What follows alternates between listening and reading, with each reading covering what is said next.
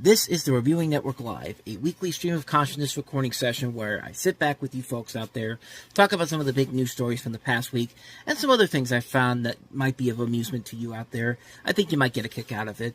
Now, these are more like audio podcasts and are much longer than my usual videos and are also, for the most part, unedited and will contain some foul language. So, if you're easily offended by that, I advise you to maybe step back a bit, maybe go somewhere else. But hey, if you're up to the challenge, sit back, relax, and enjoy the show. Thanks.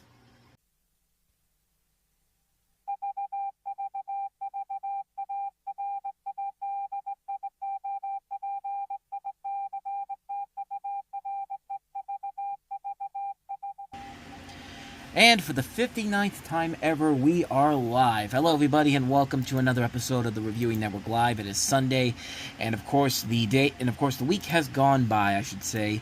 And unlike last week, we have a full show planned. I hope. I mean, I had a full episode ready to go last week. If you missed last week's show, I was originally going to do a Cowboys Steelers live rewatch because they were on Sunday Night Football, but yeah, when I put the episode, I did all the clips, I put the episode together, and then I went to hit upload to YouTube, and there was just way too much, there was too little space on my phone to put the whole thing up, and that just, in terms of a bad Steelers loss is one thing, but all that work I did to put that episode together, and then I can't put it up there, so that's why it was a very short episode, that's why it was only the box office, and I was just in a bad place that night to really do a full episode in general here. But this week we do have a full show. We have a lot of stuff here to talk about. I have stories ready to go, some stuff from last week, some stuff for this week as well, a couple of other stories of intrigue to talk about here. But as we always do on this program, we begin with the box office, the top 5 box office, which was very interesting to say the least. There was a movie that came out that I honestly forgot came out this weekend. I thought they was coming out next weekend, but not only did it come out, but shocked everybody in more ways than one. But let's get to number 5 here. Number 5 this week is the Pharrell Williams biopic, sort of biopic documentary, if you will, the Lego movie Piece by Piece, which only brought in $3.8 million, which doesn't sound like a whole lot, especially for a Lego movie, but a couple things to keep in mind in here. One, it only opened in about 1,800 theaters, so it really didn't make that much of an impact. I don't think they were really expecting that much from it to begin with. And here's another thing that really shocked me about this movie is that it's only cost $16 million to make, and that's, for a Lego movie, considering what the Lego movies were under Warner Brothers, for this to only come in at $16 million and look as good as it does, that's pretty impressive stuff for this movie in general here. And, this is the movie, of course, where Pharrell Williams decides to tell his story through the lens of Lego animation. You have Morgan Neville directing this, who also did the great Mr. Rogers documentary, Won't You Be My Neighbor, a couple years ago. And yeah, I don't know how Focus Features really is taking this, but, it only cost $16 million to make in general here. Plus, it got a lot of good reviews from critics, so it'll probably be an awards contender overall here. Let me just check to see if I can make sure I got this right. Yeah, $16 million is only the budget for this. That's really, really impressive stuff for this particular movie. And, I wanted to go ahead and check this movie out, but unfortunately, there was a lot of movies that I did not get to see this week. I didn't get to see Joker. I didn't get to see Megalopolis. So it looks like those reviews are going to hold off until they come out on Blu-ray, unfortunately. Yeah, sorry about that. I really tried to go see both of these movies this week, but unfortunately, just things got in the way. I couldn't have any time to go out to go see both movies, but I do want to try to go see Piece by Piece next week. That and Saturday Night, which we'll get to that one in just a little bit here. But it's not in the top 5, but it is in the top 10 in particular here, and I want to bring that up later on here. But number 4 this week, not really much of a surprise here. Beetlejuice, bringing in $7 million, dropping only 30%, bringing its 6-week total up to $275.6 million. Worldwide, it's already up to over $420 million. It's available on digital, too. Like, it's also available on digital release. So, even with the digital release, people are still running out to the theaters to go see this because it's a Halloween movie, basically, and we are still a few weeks away from Halloween in general, so, good job on this movie, man. Good job on this movie, indeed. We're still holding on in there despite the digital release of the film. Now let's get to one of the many, many intriguing stories of this weekend because, good lord, number 3 this week, last week's number 1 movie, Joker Folie à Deux, and oh boy. This movie cratered like a meteor coming down to Earth and destroying us all.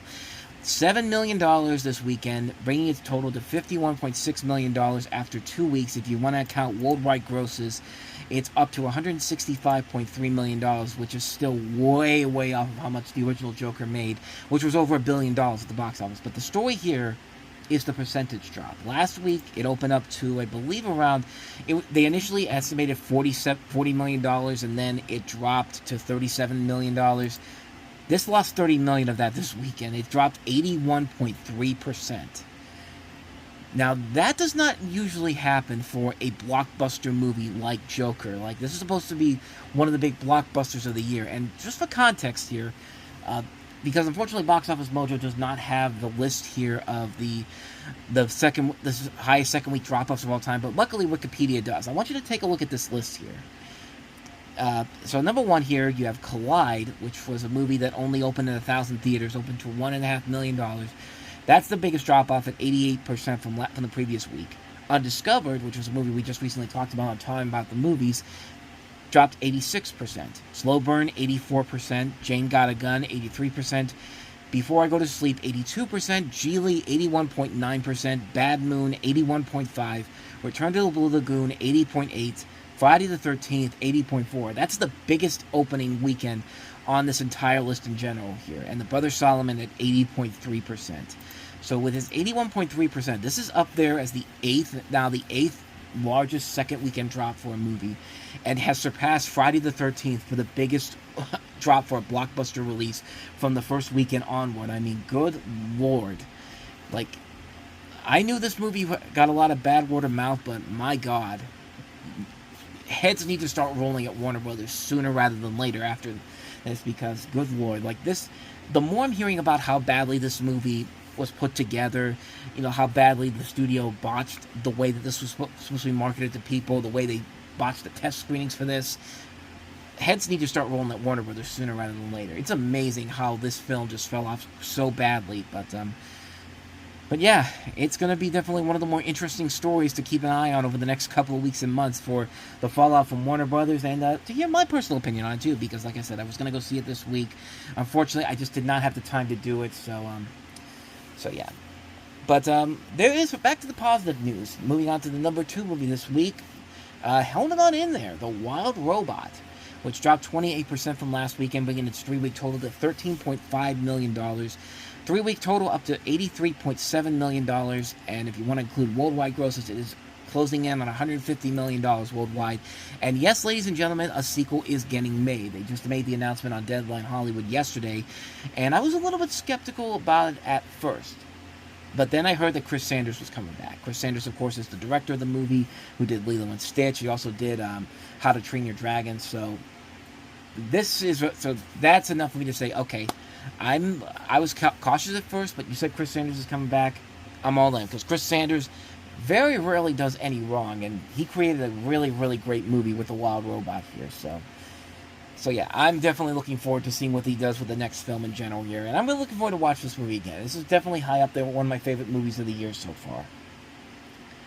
So that brings us to the number 1 movie, which, as I said before, I completely had no idea this was coming out this weekend. I thought it was coming out next weekend, but either way, talk about one of the biggest surprises of the year, man. Terrifier 3. Terrifier 3, of course, is the sequel to, obviously, Terrifiers 1 and 2, in which in those movies you have the villain of the movie being Art the Clown, and he's set to unleash chaos on the unsuspecting residents of Miles County as they peacefully drift off to sleep on Christmas Eve. So it's kind of reminiscent to stuff like, Silent Night, Deadly Night, the movie where everybody, when angry parents try to force that movie out of theaters in general, well, because of the idea of, it's a horror Christmas movie. How dare you? Even though you're not supposed to side with the bad guy in that movie. But the most interesting thing about this movie is the fact of how just it's come to be, how the film was marketed pretty well without really being marketed everywhere. I mean, this is a film that really did kind of come out of nowhere for most people, except for the hardcore fans of the original Terrifier films, which there are a lot of Terrifier fans out there. I mean, you see them now at the conventions. There's now costumes out at Spirit Halloween every year. There's a great video where they had somebody dressed up like Art the Clown scaring scaring people inside the store. And there's one in the end where, you know, Art the Clown scares the kid and scares people, and then there's this little girl that comes up to the clown. It's just like, that's awesome, man. And he like fist bumps the girl. It's just like that's pretty amazing how this movie has had this franchise has already had a lasting legacy to it. But $18.3 million is pretty impressive stuff, especially considering that this was a $2 million budgeted film. It's already the highest grossing movie in the franchise, which means it's only going to make more money from here. And critics were actually very responsive to it. Yeah, it was a movie that I think everybody kind of knew what they were going into with this movie, and people bought into it. People really bought into it indeed. And they're already making sequels. There's already a sequel in the works for a fourth film coming out, which is not surprising by any means. And it's really incredible how this series has taken a turn on its own. Like, this is something that we haven't seen done really with something like, you know, we haven't seen this done really since Paranormal Activity ended, or Saw. Like, they were trying to create the next big horror franchise, and they're being smart with this by having it come out every other couple of years now instead of just one every year in general here, building anticipation up here. So I'm really excited to see where the next film goes from here. What's the next logical step for the series in general to really grow its numbers in general here. But this studio Cineverse, which I've never even heard of it before. So this is easily their biggest release up to date here.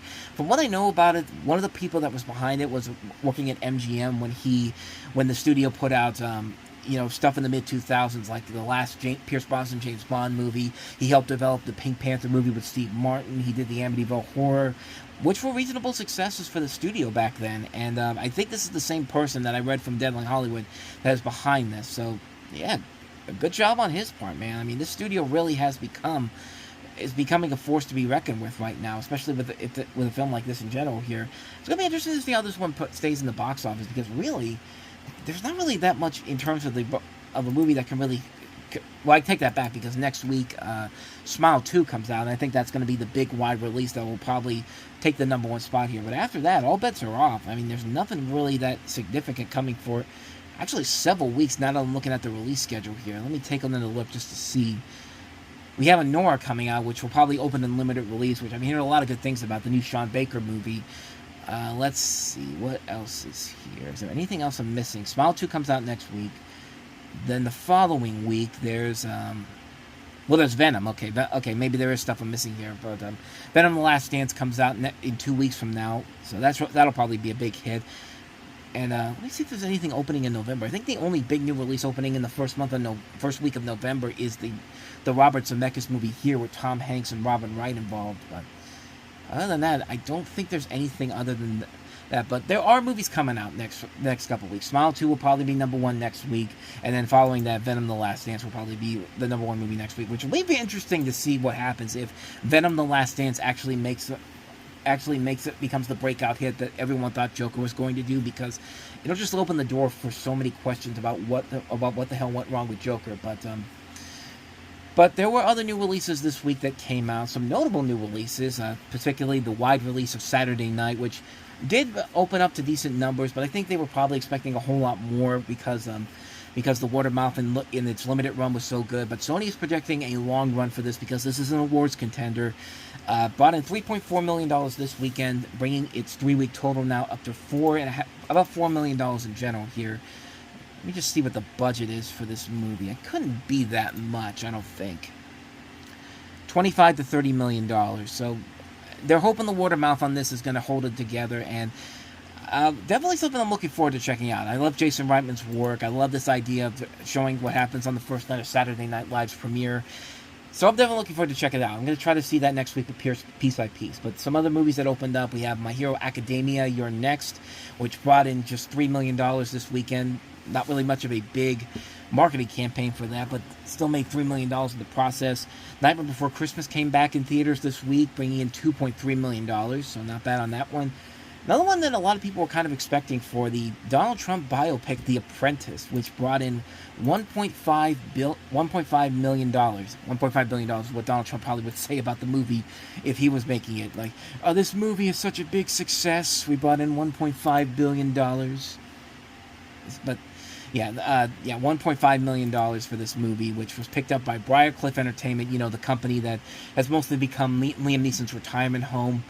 $16 million is the budget for this movie, which isn't that great of an opening, but this is a movie it's another one of those movies that they're expecting to be another awards contender. It has gotten some good reviews overall, so it'll probably stick around in the box office long enough, so maybe make some of its money back. But it's just way too soon to tell right now whether or not this will be a hit or not. I don't think it's going to have that much of a lasting power here, but we'll see what happens. We've still got several months to go in terms of the awards contenders right here.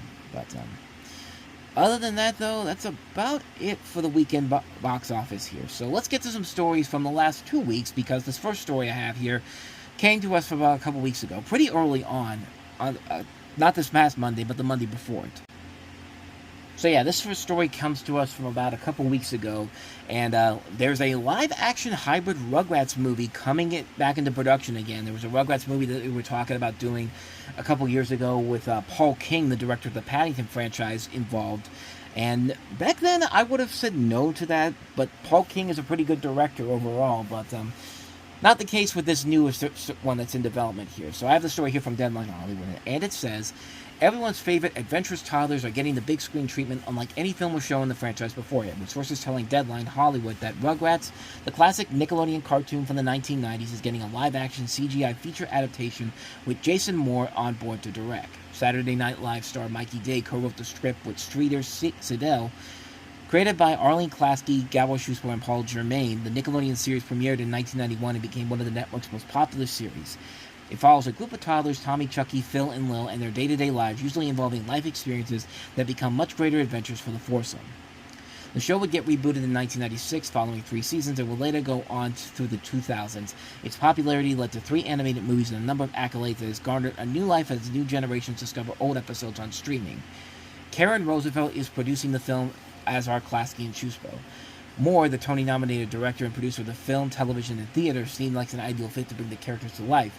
His feature directorial debut, Pitch Perfect, starring Anna Kendrick, Rebel Wilson, and Brittany Snow, was a critical and commercial success. He served as executive producer on both of the sequels. Moore also directed 2015's Sisters, starring Amy Poehler, Tina Fey, and Maya Rudolph. Most recently, Moore directed Shotgun Wedding, starring Jennifer Lopez and Josh Duhamel, for Prime Video. Upcoming, he will direct 2 book adaptations, Gunkel, based off the book by Stephen Riley, and Emma Stiles' novel, This Time Tomorrow. So, this is a very odd story indeed, because the babies are going to be CG, and, I think time and time has shown with Baby Geniuses and some of the masks that, maybe, just maybe, it's not a good idea to have babies be CG. And maybe it's just time to just stop that in general here. And like I said, I would have been maybe behind this movie if, and only if, Paul King was involved in it. I didn't like Wonka, but I still find that director to be very much a great director overall. But I think he would have been the only type of person that probably would have taken this in general and made it work. So made it work to something where it could have been very entertaining. But as it is, I don't know. Jason Moore has been a good director. He's directed stuff I've liked. I like the first Pitch Perfect movie. I like Sisters, but I wasn't a big fan of Shotgun Wedding. I don't really know if this is going to work out, is what I'm trying to say here. I feel like this is a movie where you need a specific director and a specific idea and a specific vision to make this work. I don't think you can just go in here and just be like, let's just make the cartoon, except let's make the baby CG, because, but here's the thing, though. Like, it's just, the way the babies moved in the original series were so very odd. It's that classic, useful, old-school animation. You saw that in The Simpsons, where, in The Simpsons, characters will strangely move their mouths very differently. Like, the Rugrats kind of had that, too. Like, if you watch the original pilot episode, the babies definitely move very, very differently compared to what they eventually would move like in the TV series. And, I just feel like this is going to be very, very hard to do in a live-action CG landscape here. I mean, I get why they're doing it, but at the same time, I'm just kind of like, I'd advise you to take a step back here. But then again, I'm not running Paramount Pictures, I'm not running Nickelodeon, so we'll wait to see what happens here. I'm going to put my trust in Jason Moore, and we'll see what happens, but I'm going into it with a lot of skepticism. I will just say that. So So with all that said, let's go ahead and move on to the stories from this week, and we have a couple of notable stories from this particular week. So not too long after Oppenheimer swept the Academy Awards, rightfully winning Best Picture, Christopher Nolan is heading back to the director's chair for his next movie, and he's reteaming with an Oppenheimer star, Matt Damon. As the story here from Deadline Hollywood also says, Christopher Nolan sets next movie at Universal in IMAX for summer 2026, with Matt Damon eyeing to star. And it says here, after sweeping the Oscars with his smash hit Oppenheimer, Christopher Nolan looks to be returning to the studio that helped him win the Oscars, and he's bringing along one of his A-list stars to lead the ensemble. Sources tell Deadline that Nolan is returning to Universal for his next film, which plans for an IMAX release on July 17, 2026, and that Matt Damon is in talks to star. The deal falls in line with a number of Nolan films that have similar release dates in the past. Universal had no comment. As with any Nolan project, plot details are being kept a secret and anything in this town. Those sources say it's expected to start shooting in early 2025. Let me see if it's... There's an interesting side story to this, but I want to get to that in just a little bit here. But here we go, right here. While some believe Nolan might have taken the package to market, Universal always seemed like the logical landing spot given the success of Oppenheimer, which grossed $328.9 million at the domestic box office and $975.6 million worldwide, and brought in a number of accolades as well. The film won 7 Oscars, including Best Picture, Best Director, and acting prizes for Cillian Murphy and Robert Downey Jr. As for Damon, this will mark the 3rd time he and Nolan have worked together, with Damon also appearing in 2014's Interstellar before Oppenheimer, where Nolan has had knack for repartnering with talent on projects. I almost forgot that Matt Damon was also in Interstellar too. That's how much I forget. That's how much I hate that movie so much that I completely forgot that Matt Damon's character was in there, because now I'm remembering his character was absolutely pointless in that movie. And just Interstellar is that one Christopher Nolan movie that I do not like, and it's just good, mostly because it just turns into Contact at the end of it. Like you ever see that episode of South Park where Mr. Garrison gets the plastic surgery and the doctor's just like, by the way, have you seen the movie Contact? And he's just starting to throw up because you think, beforehand he's talking about all the stuff that they did to his face in general, and he's just like, oh, stop, that movie was terrible. And then he's just like, waiting for that time movie to find out to see if the alien was a goddamn father. It's just like the exact same movie. It's the exact same movie that was. But anyway, back to the story. Damon now joins the likes of Christian Bale and Murphy as actors who have worked with Nolan on at least 3 occasions, with the project now full go, expected to attract plenty of A-list talent to help Damon guide another all-star ensemble. The part I wanted to get to here, let me see if I can find it in another story here. Well, this actually let me see it. Alright, I got it right here. This is from worldofreal.com, but the story here is very, very interesting and also kind of hilarious because it takes another jabbing at David Zaslav and Warner Brothers, pretty much. So the story goes, Universal announcing the new Christopher Nolan movie on the same week that Joker 2 was bombing in theaters was seen by some as a twisting of the knife on Warner Brothers. Puck's Matt Belloni is reporting that Warner's co-chiefs Mike DeLuca and Pam Abdi weren't even allowed to read the script for Nolan's next movie. Only Universal's Donna Langley was given the honors of going through the pages. It turns out Nolan didn't even consider Warner Brothers. DeLuca was very open about wanting Nolan's return to his home studio after the public fallout over the previous regime's theatrical strategy for Tenet during the pandemic. We're hoping to get Nolan back, DeLuca told Variety last summer. I think there's a world. In a sign of rapprochement, Nolan had been even allowed to do post-production work on Oppenheimer on the Warner's lot. The Get Back Nolan campaign went as far as DeLuca convincing his boss, David Zaslav, to write Nolan a 7-figure royalty check to make up for the Tenet debacle. All these olive branches didn't seem to help, since Nolan has now returned to Universal for his next film, the same studio that drove Oppenheimer to gross nearly $1 billion worldwide and winning 7 Oscars, including Best Picture and Best Director, as we mentioned.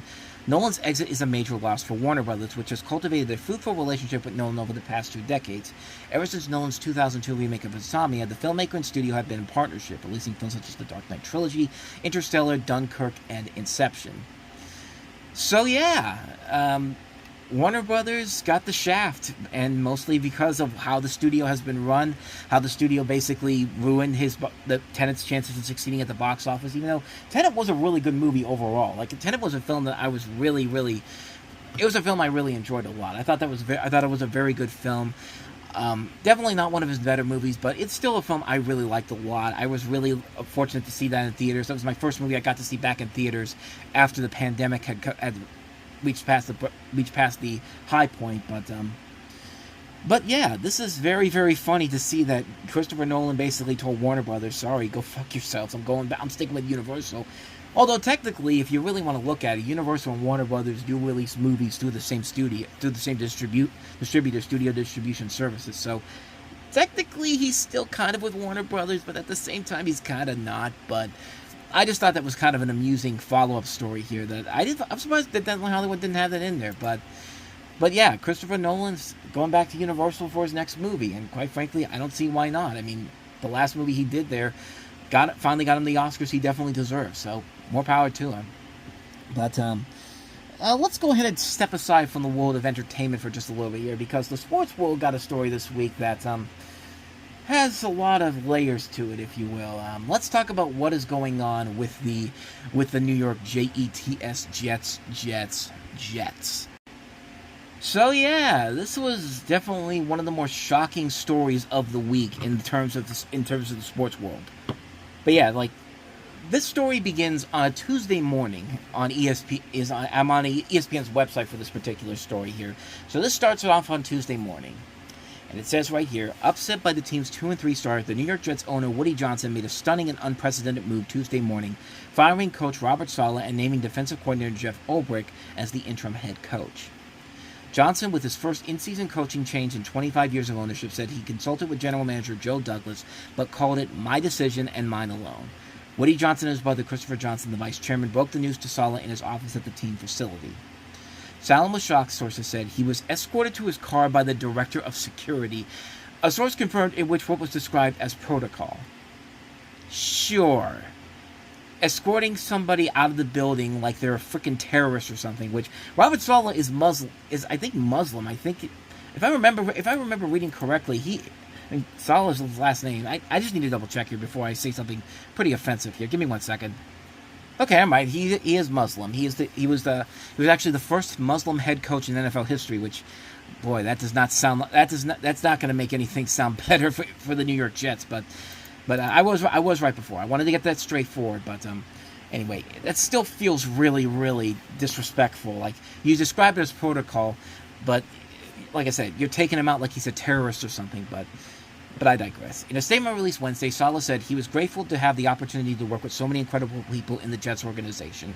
I will always be appreciative of the love and support from everyone at One Jets Drive. He added, to all the players, I truly love and appreciate every single one of you. The character of the men in the locker room made coaching you guys the ultimate privilege. Through all the ups and downs, each and every one of you showed up every day and attacked every moment. To my fellow coaches and staff, it has been an honor to work with all of you. Every one of you were all in and made sacrifices for one another that will never be forgotten. I wish you all the very best and good luck to the remainder of the season. Saleh, who's promised multiple championships when he was fired in 2021, finished with a 20-36 record and 0 playoff appearances. The Jets have a 13-year playoff drought, the longest active drought in the NFL, but they began the season with Super Bowl expectations in large part because of the quarterback, Aaron Rodgers. More on him in a moment. The Jets' Week 4 loss to the Denver Broncos shook the organization. The next day, the Johnsons and the team president, Jaime Elhai, expressed their concerns to Saleh in a meeting, according to multiple sources. In a sense, Saleh was coaching for his job Sunday in London, where the Jets dropped their second straight game, a 23-17 loss to the undefeated Minnesota Vikings.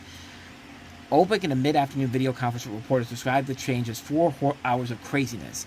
He addressed the entire team Tuesday, saying his message to the players was, "It's time to lock arms." He has some big decisions to make in the next 24 hours as the Jets begin preparations on Monday night against the Buffalo Bills. The biggest one involves embattled offensive coordinator Nathaniel Hackett, who could be stripped of his play-calling duties, which Saleh was going to do. Like it says later on in the paragraph here, a source confirmed that Saleh was prepared to demote Hackett only to be fired himself just minutes later. Which brings this to an even more... this thing has layers to it, because the way this whole thing sounds... I should mention that Woody Johnson and Aaron Rodgers supposedly had a meeting Monday night before they made this decision. You cannot sit there and tell me that, Aaron Rodgers isn't pulling some strings behind here. And I just, none of this makes any sense whatsoever. And what makes even less sense about this whole thing is what happened with Nathaniel Hackett, because, everyone thought that, once Robert Saleh was gone, Nathaniel Hackett's job security was safe. Not so fast, because not but a couple of days later, this little juicy bit of news dropped. Let me see if I can Let's go to ESPN's page again. So this was 2 days later. This was 48 hours after they made the announcement that Saleh was fired. And so here's the story. On his second full day of his job, New York Jets interim coach Jeff Ulbrich has made a major shakeup of his coaching staff, stripping the play-calling responsibilities from embattled offensive coordinator Nathaniel Hackett. The move announced by Ulbrich on Thursday has an added layer of significance because Hackett isn't Aaron Rodgers' confidant.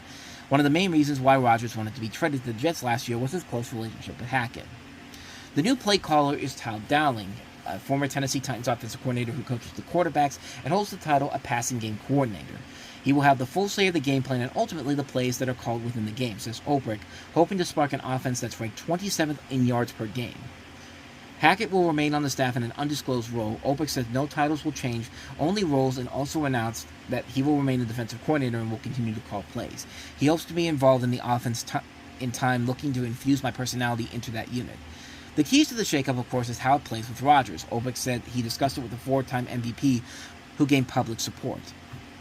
Which makes this whole thing sound even more bizarre. Like, I don't know what the hell is going on at the New York Jets. They fired Robert Saleh for something that Jeff Ulbrich eventually did.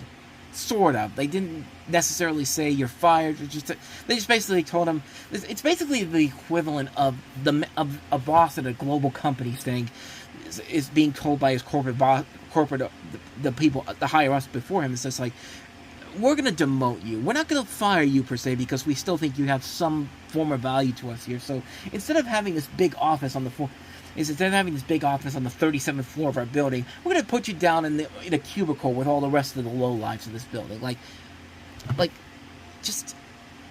None of this makes any sense whatsoever. Like, what the hell is going on with the New York Jets? And here's the craziest thing about this whole thing. If they somehow beat the Buffalo Bills on Monday night, they're in first place in the AFC East, excuse me, good lord. Like, I'm watching, I see NFL Red Zone going on in the background right now, and they just showed the Chargers and Broncos game, and the Steelers and Raiders game, but that's why I said AFC West, but no, it's the AFC East, so think about this. The Jets could be in first place with a backup, with an interim head coach, and, none of this makes any sense whatsoever. I don't think anybody predicted that Robert Saleh would be the first one to go. Like, I would have thought maybe Doug Peterson, because Doug Peterson right now, oh boy, if you saw what happened earlier today in London against the Chicago Bears, I don't know what you do with Doug Peterson. They're going to fire him at some point. I just think some people say they should fire him now, but here's my thinking. You fire him after they play the Patriots next week, and then Shad Khan should just tell him, hey, Doug, that guy over there wants to see you for a second. Just get away from. Just wait until he's completely away from the airport, and then Shad Khan just runs up to the pilot's the cockpit and says, fly, and just leaves Doug Peterson in London. It's just like, find another way home, bitch. You're fired. Like Doug Peterson's gonna get fired at some point. I mean, you can't get rid of the quarterback because you just signed him to a $55 million a year contract, but yeah, I thought he would be the first to go, but not Robert Saleh. I mean, wow, that was completely unexpected by a lot of people, I would assume. But yeah, the Jets right now are a clusterfuck, pretty much. I mean, this is about as crazy of a story as it gets. And I swear, when this story broke on First Take on ESPN on Tuesday morning, because I was watching First Take, I literally was just getting up out of bed because, if you know me, I go to bed very late, like around 3:30, and then I don't get up until like around 11:30, 12 o'clock in the afternoon. I mean, I sleep. I'm a late sleeper, man. But I gotta get my 8 hours of sleep somehow or another. But I digress. But when I was watching First Take when I woke up, and they had that story about Robert Saleh getting fired, you would swear that 9/11 had just happened, because First Take had a whole thing about let's take these 2 hours that we have here, and let's just do a whole thing about Robert Saleh. I mean, it's just like I almost kept expecting them to do the thing with Dave Chappelle, you ever seen the Dave Chappelle? What was it? It was the second stand-up special he did, which was I think it was For What It's Worth. I think the first one was Killing Him Softly, but it was For What It's Worth, where, he's talking about September 11th, and they're talking about what had just happened after the events of September 11th, and Dave Chappelle goes pretends like it's Total Request Live, and he has Carson Daly going like we have Ja Rule on the phone. Let's hear what Ja's thoughts are on this tragedy, and Dave Chappelle just goes like, "Who gives a fuck what Ja Rule thinks, motherfucker? This is ridiculous. I don't want to dance. I'm scared to death." Robert Saleh getting fired should not be on the same level of the September 11th terrorist attacks, but ESPN literally felt like that's exactly what happened. Like a major life-changing event has just happened. So it's like, no, I mean, the coach got fired it's by a team that really has no idea what the hell they're trying to do, what the hell their purpose is in life, but they treated it like literally a terrorist attack happened in New York City all over again. It's amazing how they just completely abandoned everything they did and said, "Okay, we're doing 2 full hours of nothing but talking about the story in general here." Like even NFL Network didn't even do 2 full hours of the story here, of the story when Saleh get cut. I think they did do a significant amount of time, but it was not 2 hours worth of material. It's not that big of a deal. It's the New York Jets. The Jets haven't been relevant since Joe Namath made a deal with the devil back in 1970 to win the Super Bowl, and it paid off there. And, yeah, it's not that big of a deal that the Jets fired their head coach. I would fit, now if Mike Tomlin or John Harbaugh or Andy Reid had gotten fired, maybe you could make the argument to do over 2 hours worth of stuff, but Robert Saleh getting fired should not be worth 2 hours of your day. I mean, that's stuff like that makes people really not like ESPN, because they're supposed to be the worldwide leader in sports, but they focus on these little things in general here and just say, let's find a way to branch this out to as big of a running time as we can here. The NBA hasn't started yet. LeBron James isn't playing. Caitlin Clark isn't playing for the WNBA right now. We can't talk about a Chiefs game, even though there was literally a Chiefs game on Monday night, not but 12 hours before that news broke. But no, they spent a good majority of time talking about Robert Saleh getting fired. It's just I just wanted to be like, guys, it's not that big of a deal. Robert Saleh getting fired is a big deal, but you don't have to do an entire movie's length show to talk about this situation here. Like I said, it literally felt like a September 11th caliber attack had happened. It was crazy how they played that out. But I mean, the Jets will survive. The Jets are not a very good football team. I mean, yeah, everyone had high aspirations for them because of Aaron Rodgers, but look at what they've done. Look at what they've done since the season started. I mean, Aaron Rodgers has at least stayed through one game. He made it through his first 4 plays of his second year, so that's a good sign going forward. Can you imagine if that happens again on Monday? Aaron Rodgers gets injured again in that game, and it's just the Jets are just prone to being trouble all around. I mean, this is just I say all this and then watch what happens. They'll probably find an unexpected way to beat the Buffalo Bills against the Jets. Again, the Buffalo Bills aren't even playing that good football right now. So anyway, that's the story. I'm getting so stuck on the story that I'm coughing, but excuse me. But yeah, that's the story about Robert Saleh getting fired from the Jets. Really, kind of a surprise that he was the first coach gone, but it's not that big of a deal where ESPN literally has to give us blanket coverage of this whole thing like it's 9/11 all over again. But I digress. So let's go back into the world of entertainment for our last news story in particular. Then I have a couple of other stories that I found that I wanted to talk about. So not but over a year ago, there was talk of a new Big Bang Theory spinoff that was being made for the HBO Warner Brothers streamer Max. And now it is starting to take shape, as another story here from Deadline Hollywood reporting that the Big Bang Theory spin-off series on Max is starting to take shape. 3 alums from the original series, Kevin Sussman, Brian Posehn, and Lauren Lapkus, have signed talent-holding deals with the studio behind the hit comedy franchise Warner Brothers Television, with the intentions to star in the proposed offshoot. This is the first new development since the project was announced a year and a half ago, so back in April of 2023, I believe it says, with no details beyond the fact that it comes from the Big Bang Theory franchise steward Chuck Lorre, co-creator and executive producer of the Mothership series and all of its spin-offs to date. Sources caution that the project remains in early stages of development with no green light, as the script is still being written, a rep for WB-TV declined comment. From the moment the entitled spinoff was unveiled in April 2023, there had been speculation that it may be revolving around Stuart Bloom, played by Sussman, and his comic book store. The holding deals, which would keep the three actors available to reprise their roles, backs the theory since Lapkus played the comic book store's quirky assistant manager and subsequently Stuart's girlfriend on Big Bang.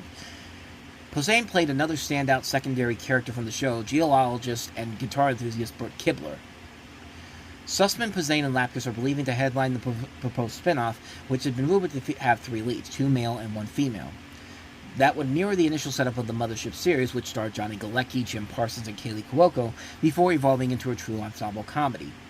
The Big Bang Theory debuted in 2007 and was the #1 comedy on TV when it ended in 2019. It was the longest-running multi-camera series in television history, with 279 episodes over 12 seasons. Like the series and other offshoots, Young Sheldon and the upcoming Georgie and Mandy's First Marriage, the Max show is from Chuck Lorre Productions in association with WBTV, where Lorre is under an overall deal. Sussman's kind-hearted Stuart was introduced in Season 2 of Big Bang Theory. He quickly became a popular recurring character who stayed on throughout the sitcom's run, with Sussman becoming a series regular Seasons 8 through 12, as well as part of Season 6. Posehn guest starred in Seasons 6 and 7 before returning as a recurring in Season 10. Lapkus recurred in the last 2 seasons. So, yeah, pretty much a spin-off series involving the Big Bang Theory supporting cast. I mean, it'd be like the equivalent of Friends doing a spin-off with the coffee guy from Central Perk. What was his name? What was the guy's name on Central Perk? Gunther was his name. James Michael Taylor was that character in there. It'd be like doing a show with him and maybe 2 other characters from the show. Maybe you bring Paul Rudd's character back from Friends from that last season. Maybe Aisha Tyler. Maybe Paula Costanza. Maybe another show. Maybe do another Joey type of show. Maybe do a show like maybe like bring some people from Joey in there and bring them into the fold in this new show. But yeah, pretty much this is pretty much the same concept as doing like a side show with a supporting cast from the Big Bang. It's basically doing the same thing that they did to Frasier, except Frasier's characters in particular are as more memorable than most of the characters from the Big Bang Theory, which the characters in the Big Bang Theory were fine. I mean, I'm one of those people that didn't hate the Big Bang Theory as a whole. I did like the Big Bang Theory series. I will admit the first couple of seasons were probably the best for the show in general, but yeah, I still watch the show overall, and I still think it's much funnier than some of the other situation comedies on TV. At least it had a better lifespan than something like 2.5 Men did, where the first 7 seasons were really good, and then Charlie Sheen went cuckoo nuts, and they basically replaced it with Ashton Kutcher. But I've liked the Big Bang Theory. I've liked Young Sheldon. I'm kind of curious about Georgie and Mandy's First Marriage. It seems like they're going back to the multi-camera angle with that show, but if it works out like the Big Bang Theory did, it'll probably be something I'll definitely give it a shot at. But I'm not making any guarantees on that particular show in general here. But overall, yeah, I'm kind of curious to see where this goes. But we'll wait and see what happens assuming it eventually gets made. But I'm reading another one here that just came out, another story that came out not too long ago about Jim Parsons potentially reprising his role as Sheldon on the Big Bang Theory spinoff, and says, "Life is very long." So let me take a look at this real quick, see if there's anything here. So this is a story, once again, from Deadline Hollywood saying, "As we sit here now, no, but I would never say never to anything because life changes so much," said Parsons as he appeared on Who's Talking to Chris Wallace on Friday. You know, one of the things is that it was so special as what it was, as what it is. And they call it lightning in a bottle for a reason. And you can be certain I won't be doing that, he added. And so why would I be doing it? I don't know. That's how I feel on that right now. But like I said, God willing, life is very long. So I wouldn't be surprised if they found a way to bring Sheldon into the mold here, especially considering that this is being a show centered around the place that they hung out in the television series. So it wouldn't be shocking at all if they found a way to bring Sheldon Cooper back into the fold here. But so those were the big news stories that I wanted to cover here in general here. But there were some other things I wanted to talk about. 2 things that really made me go like, okay, I got to bring it up on here. So let's start with Ryan Murphy. So a while back on the Reviewing Network website, I talked about whether or not Ryan Murphy was a genius or a hack, and this was basically about how, Ryan Murphy was all over the place. Like you really couldn't go anywhere without seeing something that was involved with him as a producer or a creator. I have the article right here. I have the post I wrote here. Ryan Murphy, genius or hack? And I think, let me see if I can find my overall conclusion from this. And overall, I thought he was kind of both. I mean, on the one hand, when the man is completely devoid of anything good or even... I don't think the man is completely devoid of anything good or even great. He has made some good stuff. Like, I like Nip Tuck, I like Glee for the first season, and then that fell apart. American Horror Story's been very good. So has American Crime Story. Pose has been really good. New Normal and Feud were very underrated shows. Normal Heart was very good. But then he makes some bad stuff. Like, he'll do stuff like Season 2, Glee post-Season 2. Glee Season 2 onwards, Scream Queens, The Politician, 911, and Lone Star. You know, Eat, Pray, Love, Running with Scissors, The Prom, all ranging from mediocre to just downright terrible. And, like, maybe it's the fact that, as I said, maybe it's the fact that he writes a ton of stuff and also directs and creates and produces. Like, he puts his stamp on his own stuff. So even when not everything turns out great, he still thinks that it's still a great thing of his. Kind of like how Jason Blum works, because he is involved in so many things in general here. But he never writes or directs a project he's involved in. And I overall came to the conclusion I thought Ryan Murphy was kind of both a genius and a hack at the same time. And, yeah. But now his stuff is getting kind of ridiculous, because in the last month alone, he's had 4 shows premiere over the course of the last month. You know, he's had Monster, which had its new season with the Jeffrey Dahmer, not the Jeffrey Dahmer, that was the first one.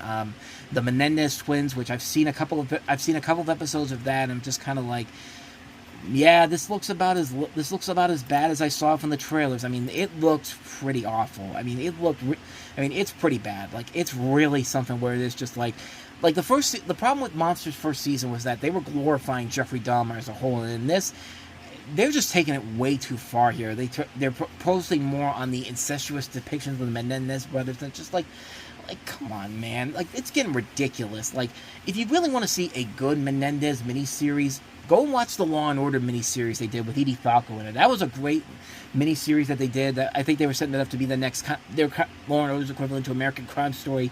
And, like, this was just, what they did here with Monster was just, it's just getting ridiculous of how glorifying they are. There's, like, these people are monsters for a reason, and yet Ryan Murphy is making this whole indication, like, you know, these aren't monsters at all. These are normal people. Why not just give them a chance? Like, and the next season is going to be focused on Killer Ed Gein. Maybe they'll show that, hey, Ed Gein is a nice guy. We should let him out of prison. Like, I think Kim Kardashian right now is leading the charge to get the Menendez brothers out of prison. It's just like, come on, man, just stop it. But not only that, but there's a new American Story spinoff series, American Sports Story, where they're talking about Aaron Hernandez as the first season the show goes on. And I mean, it looked kind of promising from the trailers alone, but then you watch the show and you watch some of the decisions they make, and oh my god, some of the casting for this is so unbelievably bad. Like, unfortunately, I can't show any of the clips on here, but let me see if I can get you some audio for it. Let me see if I can go find some of these clips here, because you need to really watch the show, not because of how good it is, but just for how insane and ridiculously bad it is. I mean, this is really unbelievable how bad this show looks. Okay, trying to look for the clip here. They have a trailer for the next episode coming up, and it's literally, like, they're literally diving into this idea, to the supposed secret relationship he had with a gay man here. Like, I'll play a little bit of the clip here, but this is here's the clip right here.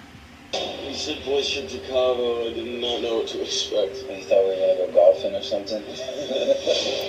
That's literally the first 7 seconds, and they're really going in on this whole idea, on this storyline about him, about having like a homosexual relationship. But that's not what I wanted to find here. I want to find the clips from the actual show, because, man, let me see if I can find it here. Give me 1 second. Alright, so here's the clip here. This is a scene from when, I guess, they're trying to draft Aaron Hernandez in the drafting room. And they have the actors, they have actors playing Bill Belichick and then Robert Kraft. And this is a tweet from PFT commentator who says, "The Aaron Hernandez show is so bad, but I can't stop watching it. The Belichick actor is wild, but the Robert Kraft reveal is an all-time television moment." So let's go ahead and play the clip here. It's like 1:24 long. And this is the best audio I could get, unfortunately.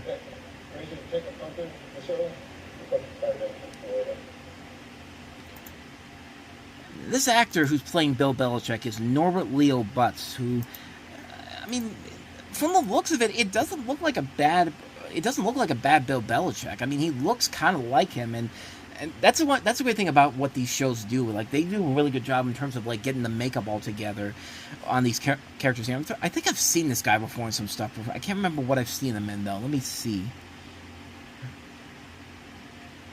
Like, he's one of those character actors that I think he's one of those characters actors that you've seen him in stuff before, but you just don't know exactly what show he's on. But from the first look, it doesn't look like a bad Bill Belichick. But then the scene continues. Hernandez? Grab the flag and run this thing. And the game's no cops no way to it. Besides, we already drafted tight end Gronkowski. So what? Fuck it. I need over them.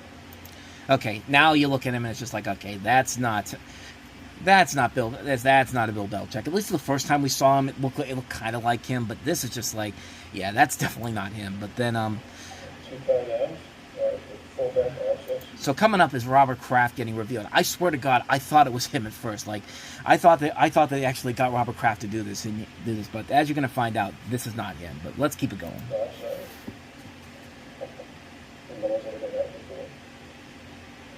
Yeah, the dude's got like this weird movement with his chin. I get it. You're trying to do the mannerisms of Bill Belichick, but have you seen Bill Belichick make these type of moves with his mouth, and legs, not legs, his neck as a whole? Like, this guy is trying way too hard to mimic him, and he's doing a terrible job at it. But here comes Robert Kraft. Like, at first I thought that was him, but just look at this guy. Like, why is he all like, he literally looks like an Oompa Loompa. Like, he literally looks like an Oompa Loompa. And I want to, it's like, you can also make the argument he kind of looks like a little bit like Trump if he had whiter hair, but my God, like, this is absolutely horrible. Just look at this dude. Like, that's literally an Oompa Loompa.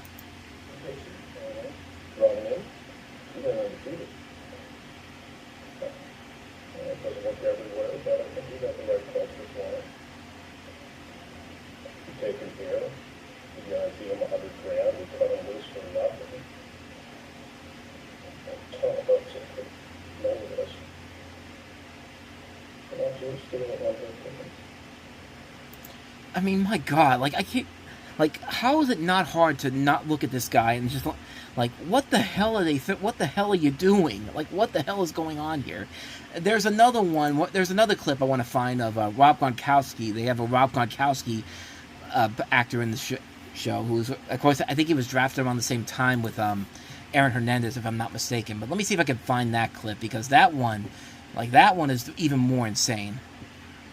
Alright, so I found it right here, and I'll be honest with you, like, as bad as this is probably the best acting in the entire show, honestly. So this is a scene where Rob Gronkowski's introducing himself to Aaron Hernandez, and let's just go ahead and play the clip here.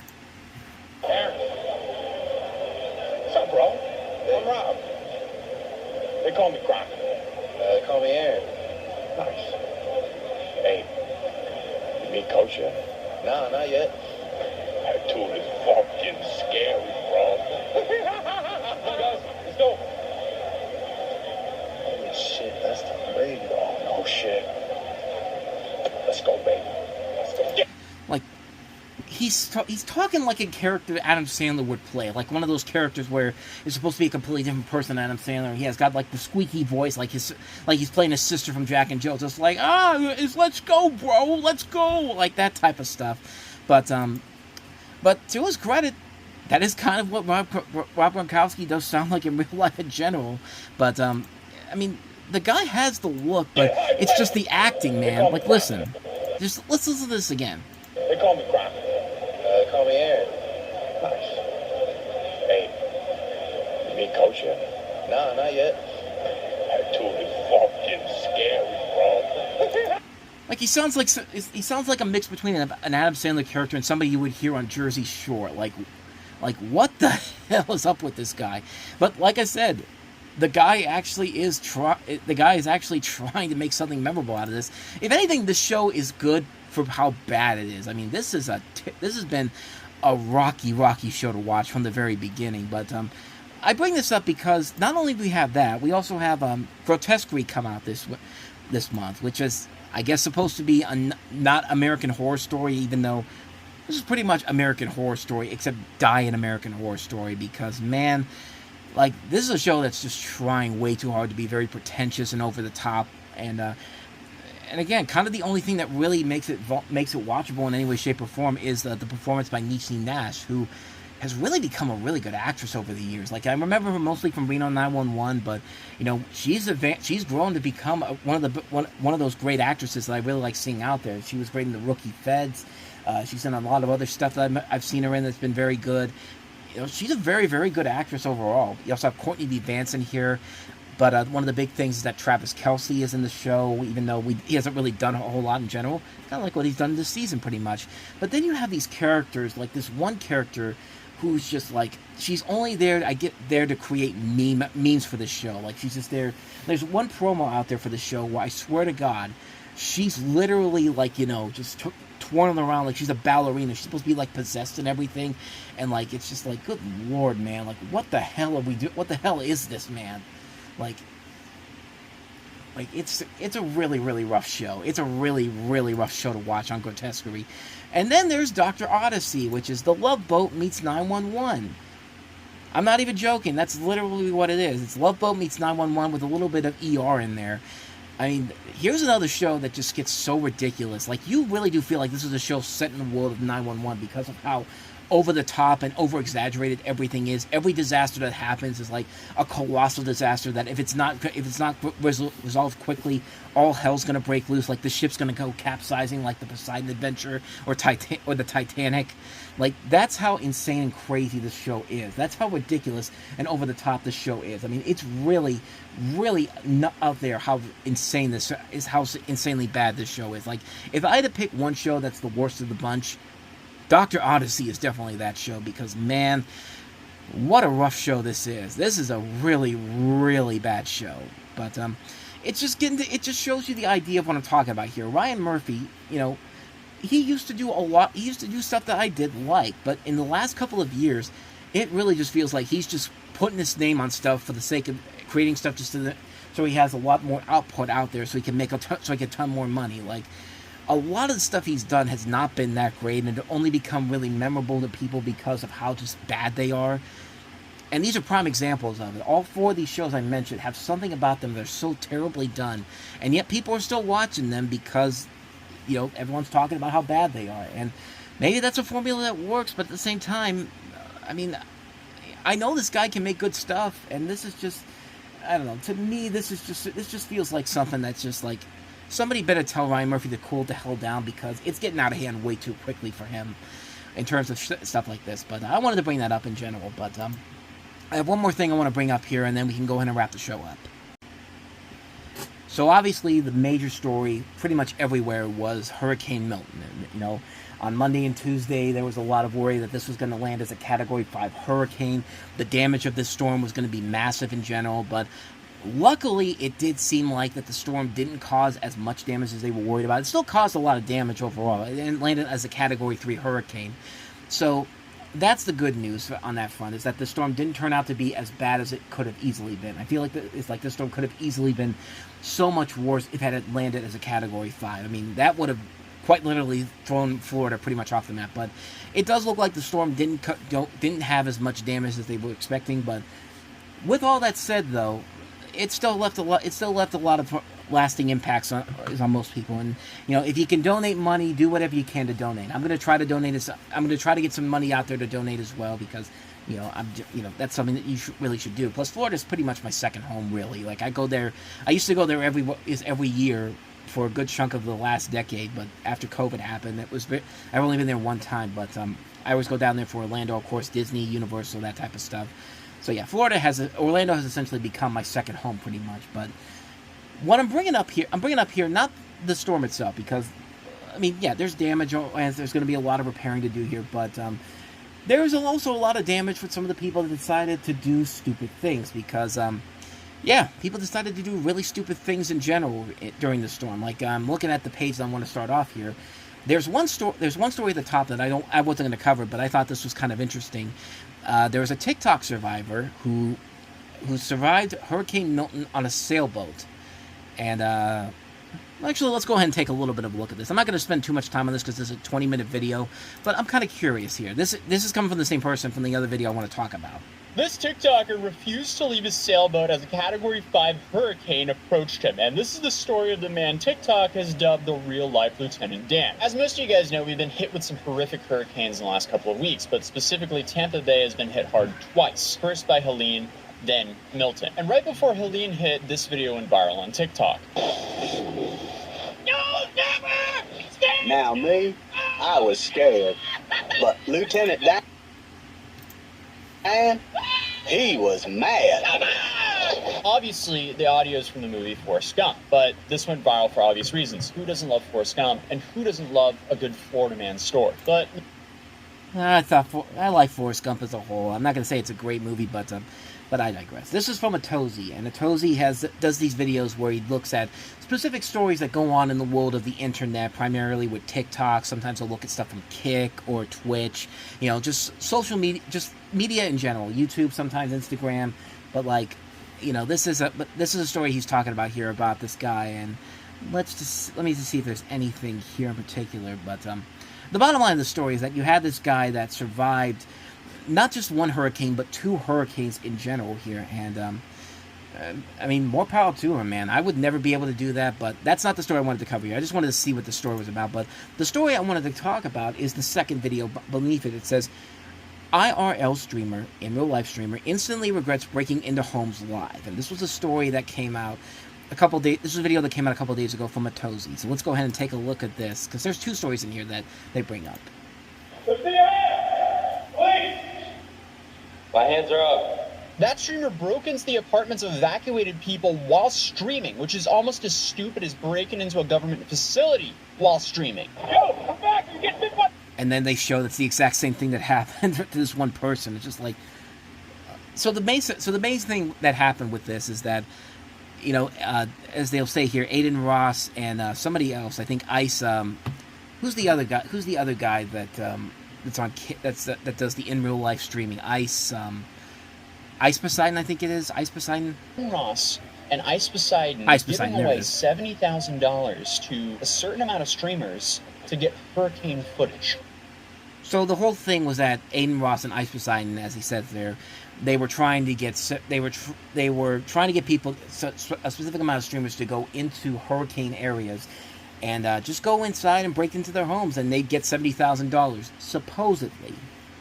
So, but like, first of all, like, do you really want to trust anything from Aiden Ross and Ice Poseidon?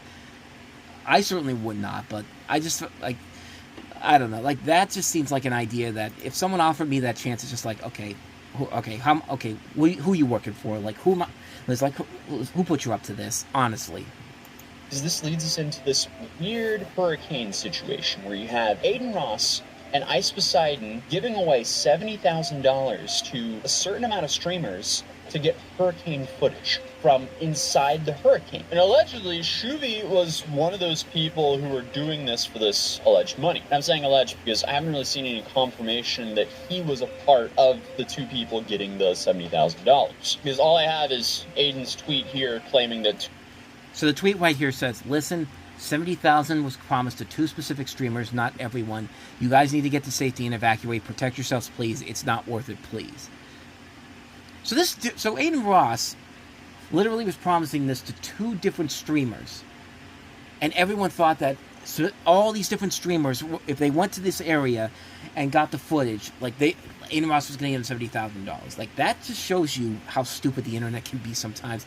This is like the equivalent of this reminded me so much. I can't believe I'm bringing Trump up again, but this is like when Donald Trump on January 6th told people, everybody go back to your homes. I love, such as that, I love you. We don't want, is like they were putting the, like, he was literally supporting the January 6th people who were storming the Capitol in that situation. And that's what this literally feels like. This literally feels almost similar to that general here. Not to the point where he's saying, we love you, we need you to stop doing this, because to people that are clearly doing something wrong. But this just feels like this was like he literally is saying $70,000 was promised to 2 specific streamers, and everyone saw that. It was just like, I'm a specific streamer, and that was their idea, to just go into these places and just go and do this. And of course, you can tell what probably would happen after this. 2 people got an offer of $70,000 to get this footage, but that footage sounds incredibly risky to do, as I would not want to be responsible for some moron losing their life trying to win a giveaway from me or some challenge from me. Like, this is just a straight up Kick.com parody of the Mr. Beast challenge. Give us some footage from inside a potential Cat 5 hurricane. Good luck, bozo! I should also point out that Aiden Ross is also the same guy that literally goes on to Twitch and Kick and literally gets his viewers to do the most heinous things to people. There was another video I saw from I think Jay Aubrey put this video out where he did like an expose on Aiden Ross, and there was literally segments where he's talking to people, talking to his fans, and literally telling them, do these cruel, sick, sadistic things, and I'll give you $1,000 to do it. Like, I think one time, he got this kid to go into his sister's bedroom and like beat up her cell phone or something like that. There was one time, I think, where he wanted. I don't know if this was true or not, but there was something where it's just like, he has one person to go pee, and then go pee into a cup, and then squirt and then throw it into the face of their sister or something, like their sister or brother or something like that. Like, heinous stuff like this. So this is the type of guy that these people listen to, ladies and gentlemen. But because hurricanes are bad, Shuby couldn't be outside. So I guess he thought it was a good idea to break into other people's apartments that have been evacuated. So here he's talking. It sounds like he's talking to Ice Poseidon here. Building are you in? Like, what kind of building is this? It's a condo building. He's literally live streaming this on Kick and Twitter, and it's just like, that just goes to show you how much Kick does not give a shit about, restrictions and all that. But then again, they did recently ban Jack Doherty for what he did when he crashed his McLaren. But I know, but is it rated for hurricanes? It's in the red evacuation zone. It's 500 feet. The red evacuation zone. Like, how do you know? It's like the guy can't even say evacuation correctly. Like, of course he's going to do something stupid like this. Away from the water. Yeah, but do you know what kind of windows it has? I don't know, but they're broken. It has like these shattered windows. And now he's showing a clip of him literally using a knife to open a door. Like, criminals are not this dumb to do something stupid like this. They really are not. But lo and behold, there's people like this who think, I'm going to go ahead and record myself committing crimes because I have a superiority over everybody else. Oh, what a genius. Why are you live streaming this? Exactly. Like, why would you be doing this? Oh, and then sure enough, guess who's there? The cops. Who live streams themselves breaking and entering?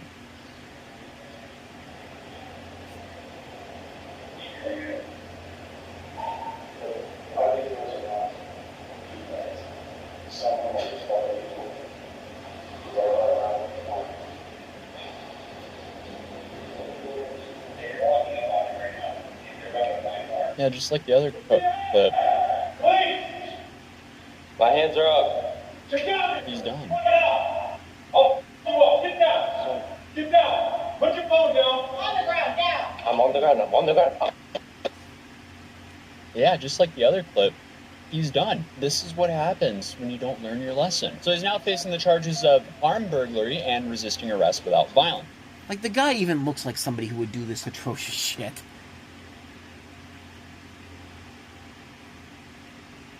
Like the guy's face in general. Sorry, I caught a glimpse of something on the television here, but let me see if I can go back to this guy's face.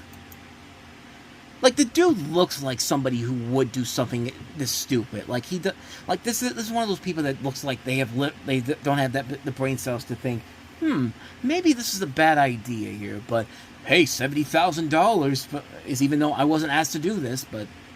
Armed burglary and resisting arrest without violence, PG, and he's banned on Kick as well. As it seems like Kick is starting to understand, hey, all this bad press is bad for a platform. Maybe the people dumb enough to commit multiple felonies for clout shouldn't be platformed here. Which would definitely be a step in the right direction for this platform, but who knows if they'll actually stay consistent with these bans. Well, there was another streamer who just decided to take part of this challenge. What do you... So they're talking about now the second streamer here, and this guy here is just... Like, this guy here, this guy they're about to show here, like, this is really ridiculous. He wasn't invited to be a part of this challenge. He just did it anyway. So he's talking about this guy who was not involved in this whole thing whatsoever, and just decided I'm going to do it anyway because I believe if I show Aiden Ross or Ice Poseidon this, like, they'll give me the money.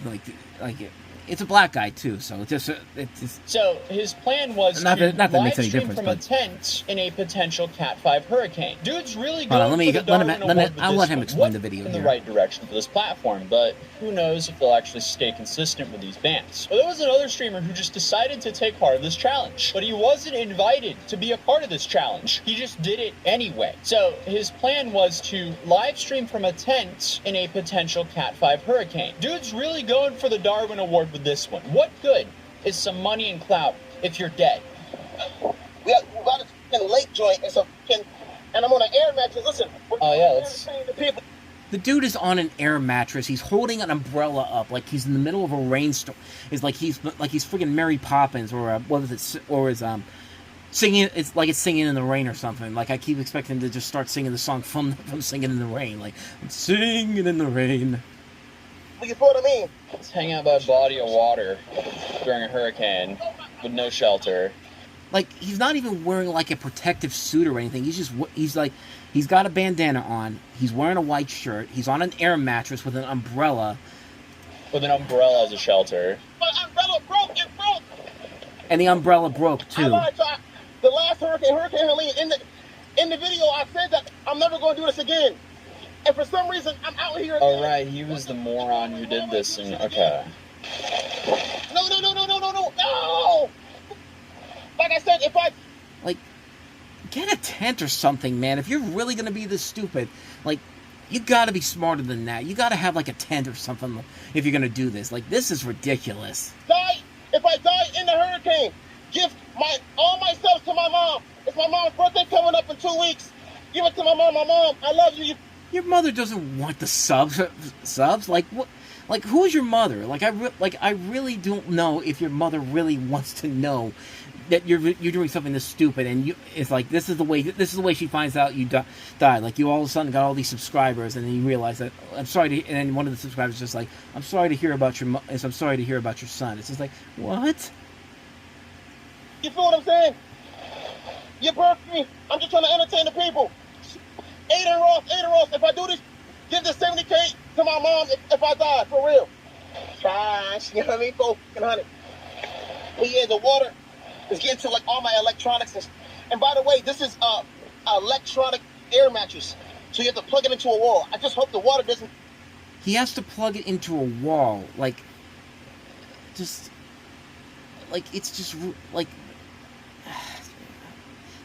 Yeah, he's behind a wall, as you see from the background here, but it's just like, this dude went out of his way to do this. He knew exactly where to go to find not only a place to sit on this air mattress, but a place for his plug, a place to plug in this air mattress, and without a tent whatsoever, and he thinks that this is completely A-okay, this is completely 100% sane.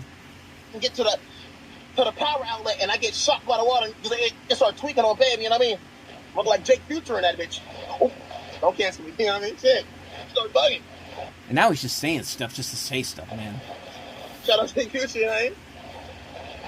I'm at a loss for words for the stupidity involved here. Like, this is crazy that people are willing to do this for clout. Because again, what good is some clout and money if you're dead? Like, holy shit. This is just so sad. You have so many people who are losing their entire livelihoods here. And then you have people who just want attention, putting themselves in the middle of it for attention. This is all I have to eat. I got ramen noodles and that's it.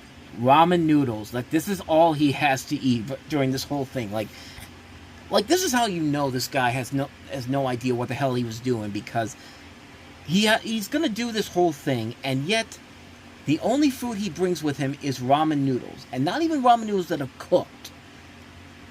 So how the hell is he supposed to eat them? Like, is he just supposed to eat them out of the bag?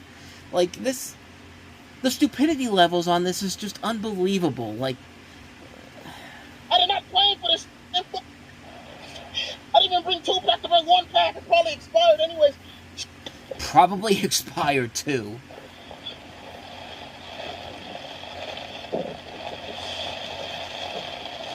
This is the type of activities that get you killed. Like, fully. He's not wrong. Okay. I think it's starting to calm down just a tad. Okay, let's look at the lake, man. Look at the lake. Look at the lake. It's starting to come up. Or the pond, or the lake, or the ocean, or the... So he's looking at this puddle here, it's basically a puddle, which we don't even know if this is actually by the lake in general here. This just could be a straightforward puddle in his backyard or something, which it probably is. But you see the guy here. You see the guy. He's got like black pants on. He's wearing black sneakers. He's got like a thing of ramen noodles on his side, and it looks like a blanket, maybe, and maybe a backpack or something like that. But just everything about this is so stupid.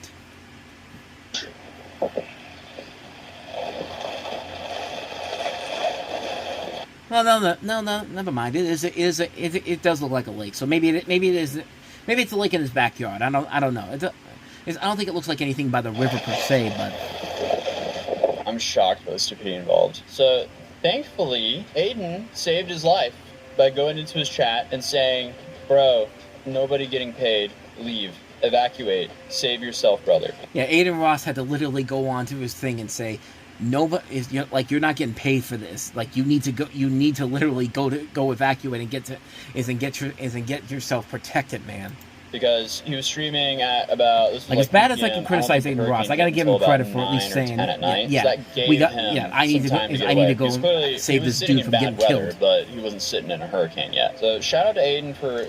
And he was saying that the worst of the hurricane hadn't even come through at that point. But even though the hurricane didn't land until Wednesday, there was still like a massive tornado outbreak down in South Florida, in that area where the hurricane was hidden. Like, there was a lot of tornadoes that came through though. So it wasn't. So even though the hurricane didn't come through, it was still not a good place to be at that point.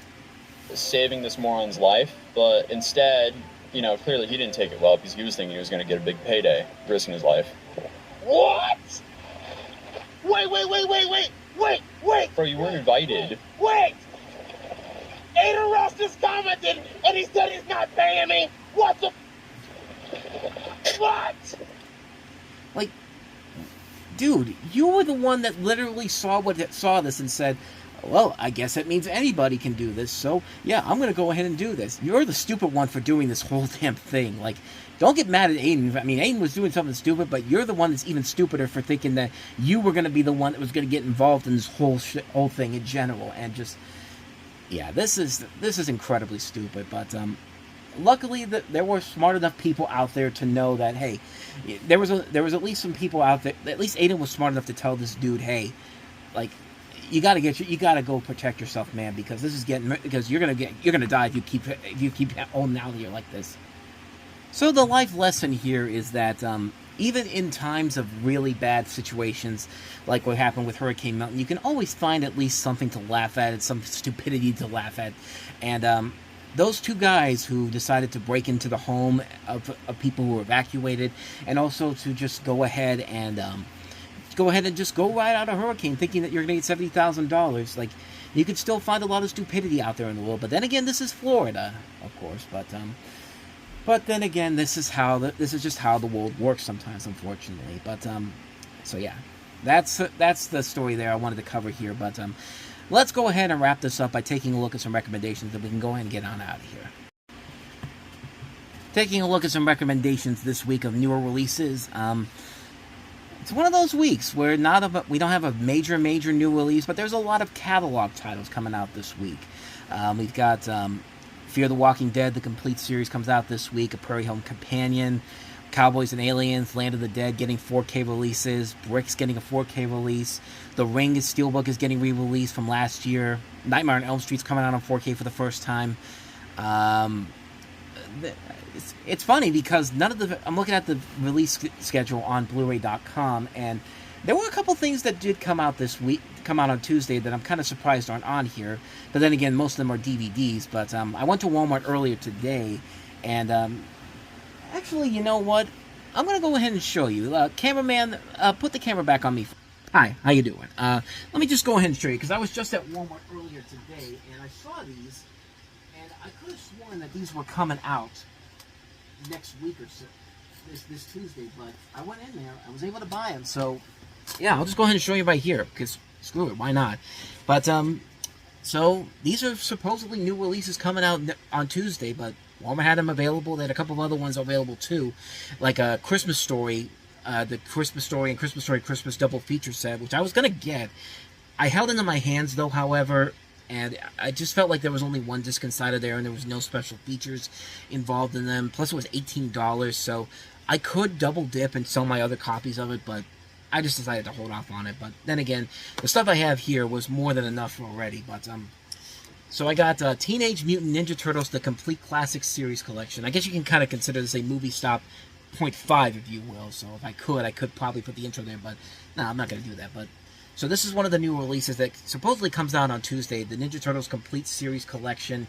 This is the one put out by Nickelodeon and Paramount, because now they own Ninja Turtles. But if you open this up, though, it's very interesting what you find in here, quite honestly. Yeah, because even though this is a Nickelodeon release, and this is also a Paramount release, if you open this up,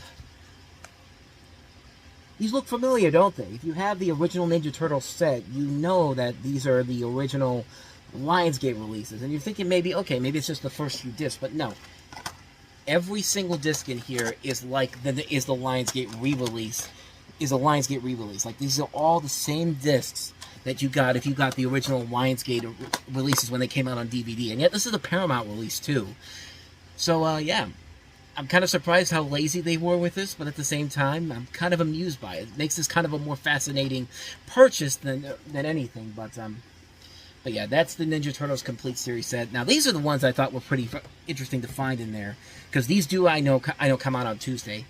So, Captain Planet and the Planeteers, the complete, not the complete series, the complete franchise, because we have both Captain Planet and the Planeteers and the New Adventures of Captain Planet. If you watched this show in the 90s, like, you knew, if you grew up in the 90s, you probably saw the show on TBS and Cartoon Network, and even they even advertised it as a Cartoon Network original series, even though kind of technically what was made before Cartoon Network came around. But yeah, you get the entire series on before you do that, you get this little brochure, little pamphlet that comes in here for the Captain Planet Foundation. But if you look in here, you get all the seasons of Captain Planet on these DVDs. Let's see how many we got here. 2, 4, 8, 12, 16, about 15 discs overall here. But it's been a while since I've watched Captain Planet, honestly. But it'll probably make some good fun cheese, because I do remember the show being very, very goofy, and very much a show that it's very much is not subtle with its messages about, saving the planet and all that. Even the title, the theme song literally has the lyrics, Captain Planet, he's our hero, gonna take pollution down to zero. But should make for some goofy fun overall. I'm definitely looking forward to revisiting that. But then this was probably the biggest win of the day. This big behemoth right here. The new SpongeBob box set, the best 300 episodes ever. This was $60, which, considering that the Captain Planet set was $70 and the Ninja Turtle set was $30, this is a pretty damn good deal for that. You get these big box sets, which includes the first 100 episode set that's already been out, so as the next 100 episodes, and then this new one, another 100 episodes, which is also available as its own set. But there's another 100 episode set. So that's the newest set there, and includes the recent the Title Zone crossover. But like, this whole thing costs $60, and for $60 you're getting 3 mammoth-sized box sets here, 44 discs with 300 episodes. So good, I'm burping right now. You get 300 episodes for 44 discs for $56. It's for $60, which is a pretty damn good deal, at least in my opinion it is. Even if you have the original series, just to have it like that, like this is a really, really nice looking box set here, and I'm so glad that I found this there. And yeah, give you a good look at that. And there on the bottom, you can see over 6,820 minutes worth of stuff on here. For $60, too good of a deal to pass up on. So there you go. That's some of the stuff I wanted to show you there. These are stuff that's all coming out on Tuesday. But then again, go check your Walmarts. You never know. It could be there even as we speak. So definitely go check your Walmarts out and see if you can find it there. And so now as we head back out of here, I will tell you that this is indeed the end of our show. And what a way to end the show. So I got to show you some stuff that I got today that comes out on Tuesday. But with all that said, thank you guys so much for watching and listening. This was a good show this week. And definitely a nice return to form after what happened last week. I'm going to try to do the Jets Steelers live rewatch next week. Hopefully there won't be any problems there. Again, we hope, but we'll see what happens. But if you like this and you want to see more videos that I've done, check out the playlist on the next page. Check out the last episode I did. Hit the like and subscribe button. And we post here every day. We do a lot of things. We do the Time About the Movies clipless versions, which are now fully up to date. So every time a new Time About the Movies episode goes up on the main channel, a new clipless version comes out on here. We also have trailer reactions. We've started the NFL Network this week. Not the official NFL Network, but the NFL Network. So a new episode will be coming out on Wednesday for Week 7 predictions. And more stuff to come in the future. So, like I said, hit the like button, hit the subscribe button, get up to date on when we post new stuff here. And I will see you guys next week. So thanks for watching. I'll see you guys next time. And until then, we are out.